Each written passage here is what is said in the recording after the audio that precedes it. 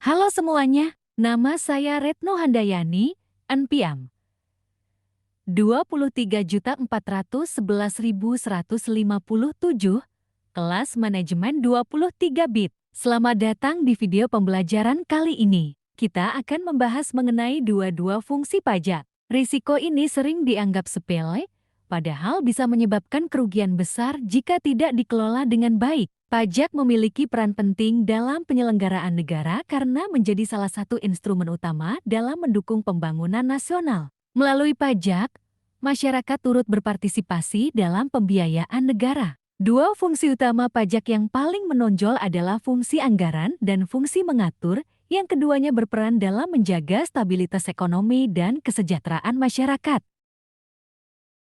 Fungsi anggaran atau budgetair menjadikan pajak sebagai sumber utama penerimaan negara. Dana pajak digunakan untuk membiayai pengeluaran pemerintah, seperti pembangunan infrastruktur, pendidikan, kesehatan, dan pelayanan publik. Tanpa penerimaan pajak yang memadai, negara akan kesulitan menjalankan program pembangunan secara berkelanjutan dan merata.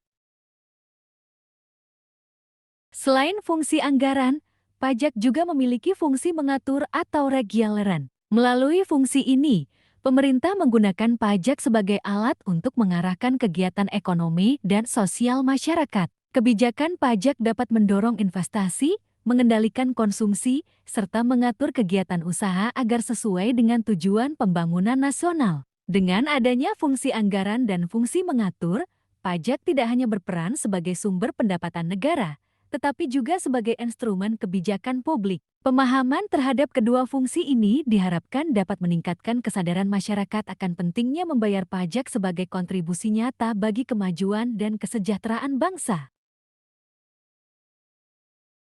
Dengan memahami fungsi anggaran dan fungsi mengatur, dapat disimpulkan bahwa pajak memiliki peran strategis dalam kehidupan bernegara. Pajak tidak hanya berfungsi sebagai sumber dana, tetapi juga sebagai instrumen kebijakan untuk menciptakan stabilitas dan keadilan ekonomi. Kesadaran masyarakat dalam membayar pajak menjadi kunci keberhasilan pembangunan dan peningkatan kesejahteraan bangsa.